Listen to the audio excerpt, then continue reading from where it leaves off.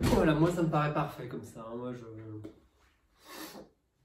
sais pas ce que vous en pensez, mais moi là ça me paraît parfait. Donc là c'est un bon plan. Donc c'est parti pour la vidéo du jour. Salut, salut, j'espère que vous allez bien les amis.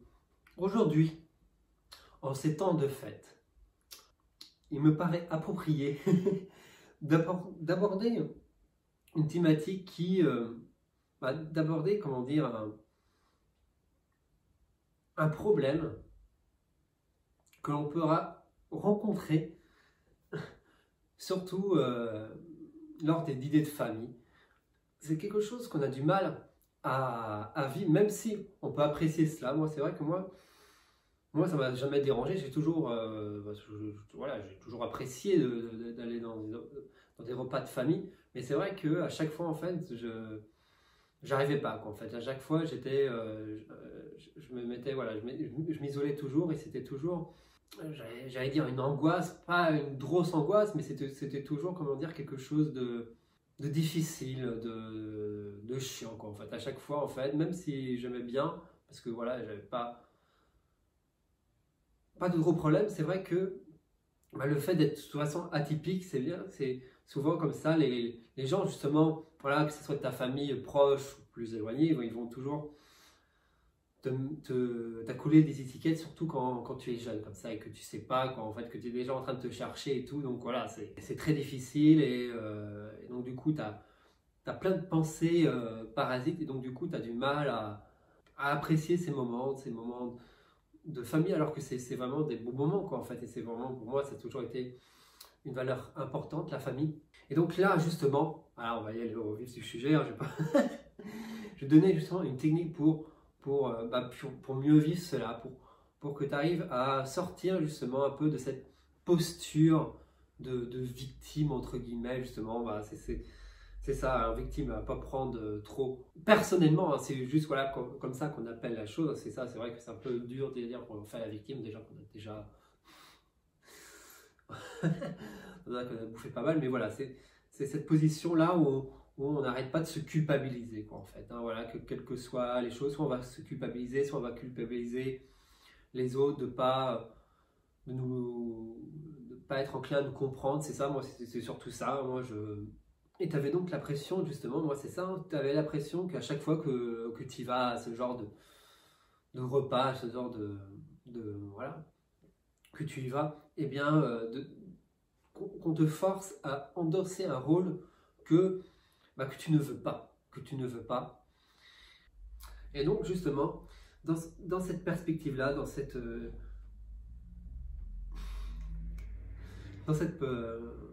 perspective-là, la première chose à faire, c'est je t'invite à sortir justement de cette pièce de théâtre, justement de te retirer, justement de dire voilà, hop, je vais maintenant tout simplement observer les autres, mais surtout t'observer toi-même, comment tu réagis face à ce scénario de vie là. Parce que c'est exactement ce qui se passe en fait, à chaque fois, voilà, quand c'est des trucs fixés comme ça s'appelle des scénarios de vie. Donc de t'observer comment tu réagis. C'est vraiment la clé pour commencer.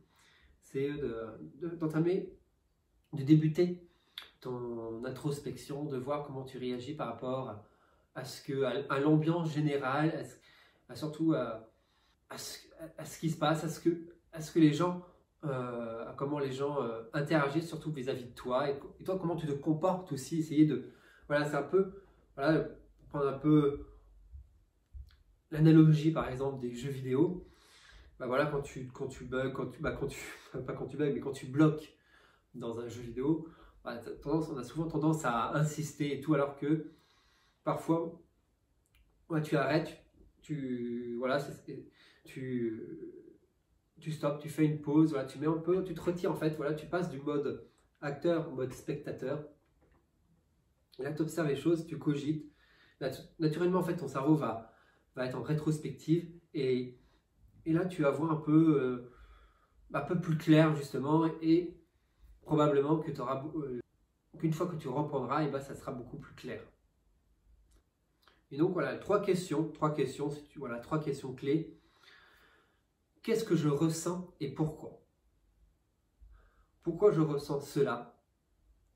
Et qu'est-ce que je souhaite vraiment? Voilà, tu peux profiter justement, c'est ce qui est bien justement, surtout dans les repas de famille, c'est ça, en fin d'année, de faire un petit débriefing justement, de faire un état des lieux et de voir comment tu te sens. Et même de noter, moi c'est ce que je faisais aussi, de noter sur, sur un petit dossier, sur ton petit carnet, ou voilà, dans ton petit carnet où que tu tiens un jour régulièrement. Et après, plus de comparer après à chaque Noël ta progression. Et moi déjà de faire ça, quoi, en fait, déjà, ça m'a beaucoup aidé parce que ça m'a permis de rentrer dans une démarche beaucoup plus juste. Après, là, je viens juste de rentrer de mon repas de famille.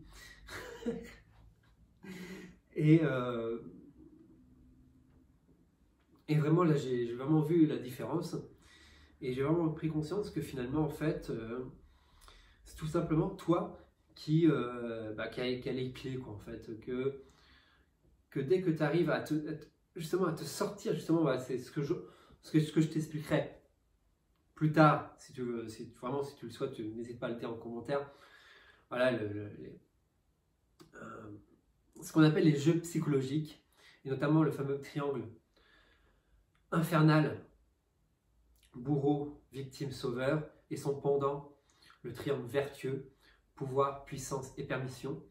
Voilà, c'est ça, ce que je te donne là, les trois questions là, c'est bien pour entamer justement ce début de clarification et après de pouvoir prendre les bonnes décisions, et de mettre en place les bons comportements qui va tout simplement te libérer. Et les gens, voilà, tu vas voir qu'ils vont, ça n'aura plus d'impact sur toi et que voilà, et tu vivras plus ça comme une sorte de punition entre guillemets, mais juste voilà, tu apprécieras justement à sa juste valeur, voilà, ce moment. Voilà, tout simplement l'objectif, c'est d'arrêter justement de jouer ce rôle par défaut, parce que voilà, c'est ce rôle qu'on joue parce qu'on n'a pas d'autre stratégie, justement parce qu'on ne sait pas, parce qu'on ignore tout ça, donc on endosse ce rôle par défaut, et donc de sortir de ce rôle-là de victime, et de jouer tout simplement ton propre rôle, ton rôle naturel qui est de toi, quoi. En fait, toi, au repas de famille, tel que tu es, parler si tu as envie de parler, ne pas parler, mais voilà, voilà, et dire ce que tu as à dire. Donc voilà, je t'encourage à te poser, à commencer à te sonder, à te poser ces trois questions-là, je répète rapidement. Qu'est-ce que je ressens et pourquoi? Pourquoi je ressens cela? C'est pas la même chose. Et qu'est-ce que je souhaite vraiment? C'est quoi derrière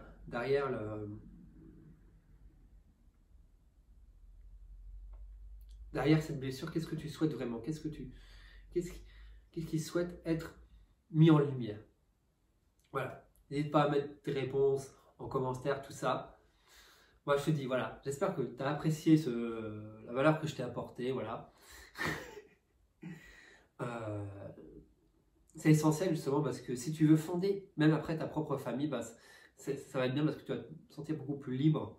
Donc voilà, si tu le fais pas, parce que c'est vrai que moi, voilà, pourquoi je le ferais? Surtout moi, si cette valeur-là de la famille, c'est vraiment important que tu le fasses ce travail-là. Donc voilà, je te dis à la prochaine, 3 en tes rêves, ciao!